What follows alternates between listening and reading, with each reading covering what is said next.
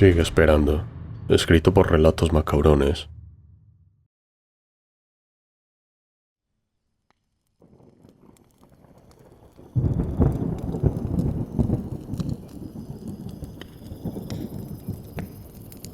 Me llamo Leonardo y tengo 34 años. Vivo en un pequeño departamento de Coyoacán, un lugar lleno de historia y leyendas. Siempre me ha gustado esa mezcla entre lo antiguo y lo moderno que tiene esta colonia. Esa noche regresaba a casa después de una jornada larga en la oficina.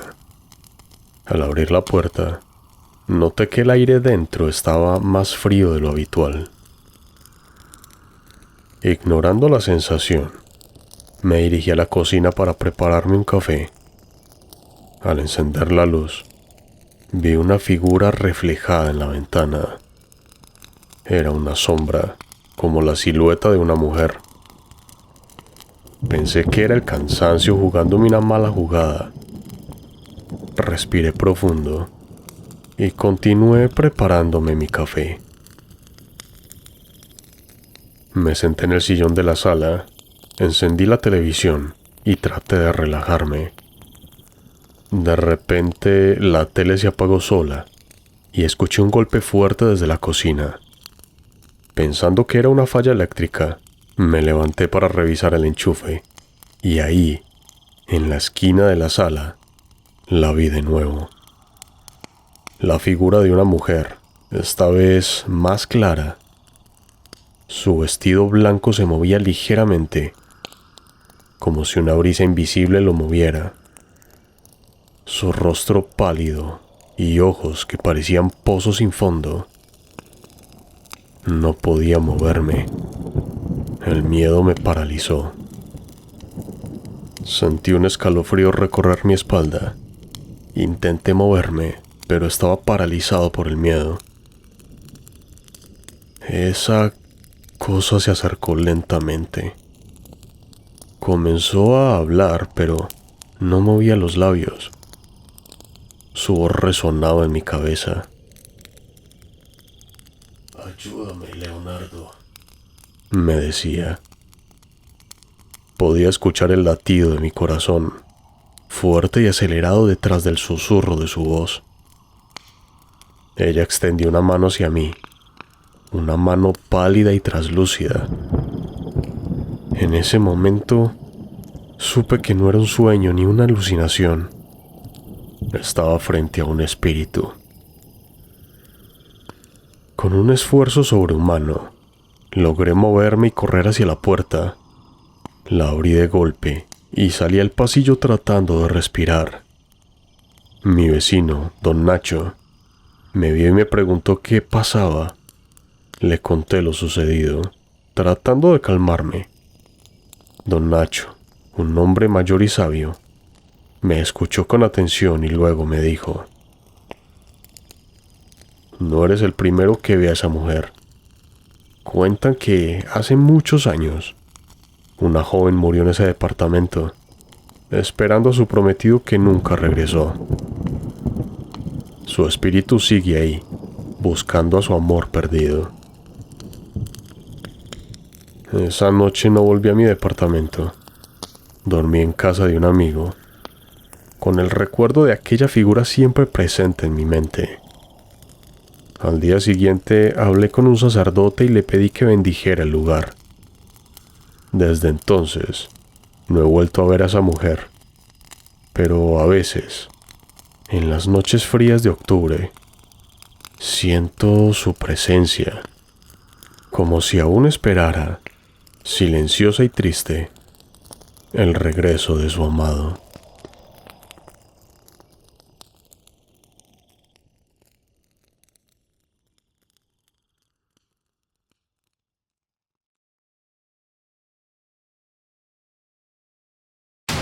No pertenece a este mundo. Escrito por Gibran.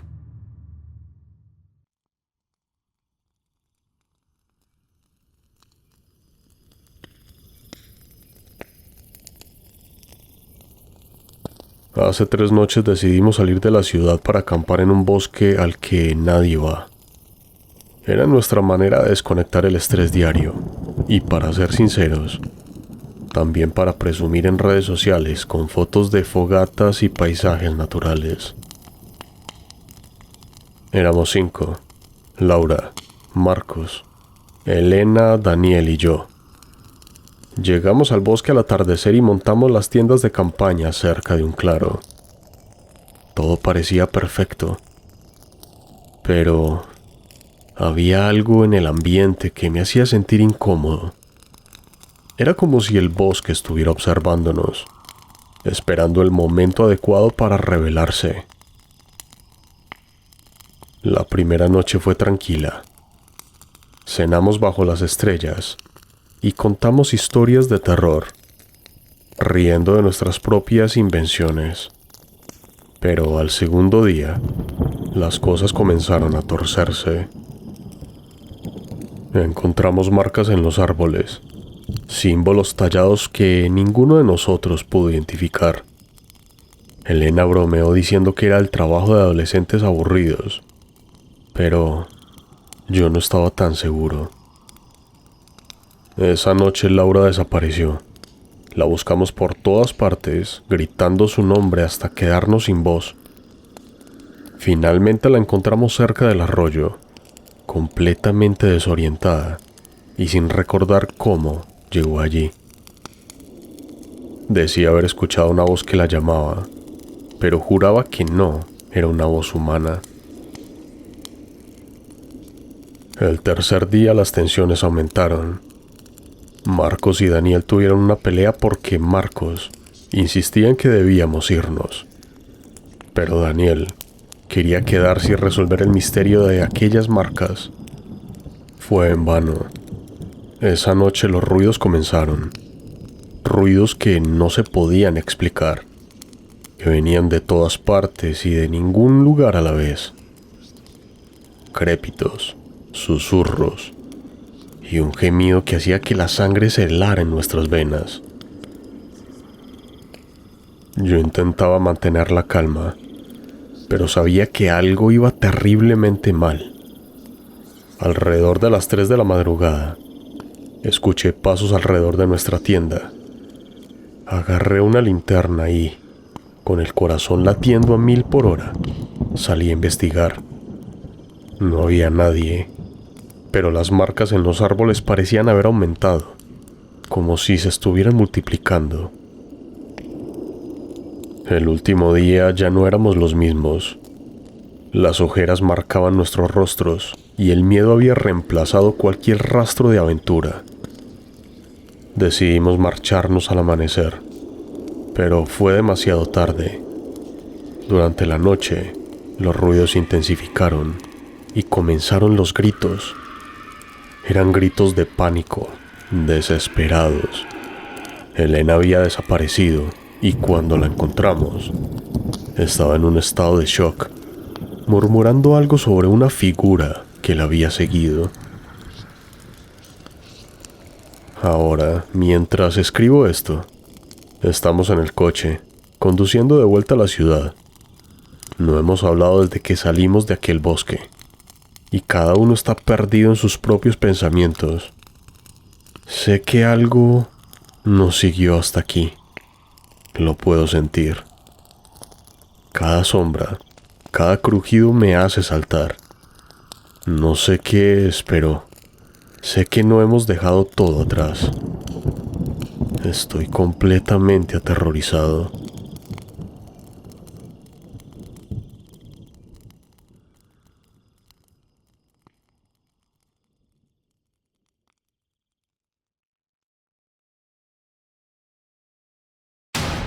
Don Anselmo, escrito por Tex Horror.